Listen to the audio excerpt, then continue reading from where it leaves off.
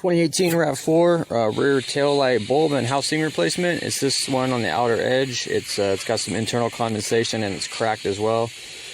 So what you want to do is you want to open your rear hatch.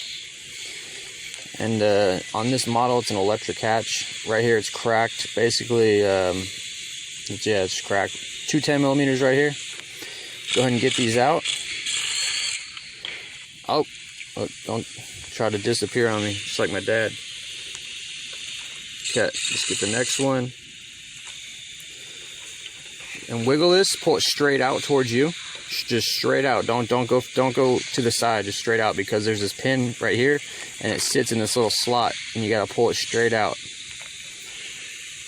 Just like this way. A lot of guys try to pull it from the side and they break that. We got our 2 bulbs in here. Just twist these. They could be really stubborn. Twist them. They'll kind of click, and then you could twist and pull it out gently because the bulb is in there. You don't want to crack the bulb. Just go ahead and pull this out, and that's the bulb. If you're replacing the brake light bulb, this is how to get to the bulbs. Once you get these out, you just pull that bulb out carefully. Don't squeeze it too hard, and then you can get your new bulb and put it back in.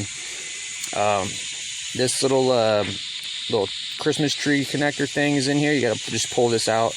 It just pulls out. It's a little tough. It's supposed to be, because it's supposed to make sure that doesn't fall. And that's how you remove the tail light. Be careful not to scratch your paint. Use 2 hands and be very cautious of that, because it's easy to scratch your paint over a tail light. It's not worth it. So here's my new one. This is from Toyota, the dealer.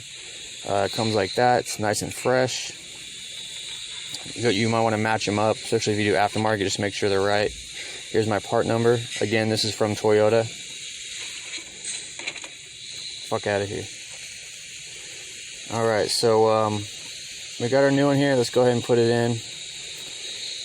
As you can see, it looks exactly the same. You want to put that little Christmas tree plastic part in. That'll hold it in place so you can get your bulbs in. When you get these back in, you just kind of put them in there gently and twist them until they fall into their little spot, and then you could twist it to lock it. Same with this one down here. This is how you lock it back in place. Now this little pin, it's important when you put it back, it needs to go in that little hole, just like that one. Okay, so get the pin in the hole, slide that right into that slot, push it straight in. Alright. Now it's important that this is really flush right here. A lot of guys make a mistake. I see it all the time. There'll be like a crack on the edge of this because the door hit it. This is what I'm talking about. This crack right here, I see this all the time. People don't have that in all the way, and when the electric door shuts, it smacks it and cracks it open. Just make sure it's really flush. Make sure you got it in all the way. You don't want that happen to yours. And the thing with this car is it's an electric door. Let's get our 10mm back in. So on most models, you could just gently close the door and you could watch it, but on this one, it's electric, so you got to really make sure you're good. There's this button, and then there's a button on the back. Mine was good, so everything's good. So when you push this, just watch it real carefully as it goes down.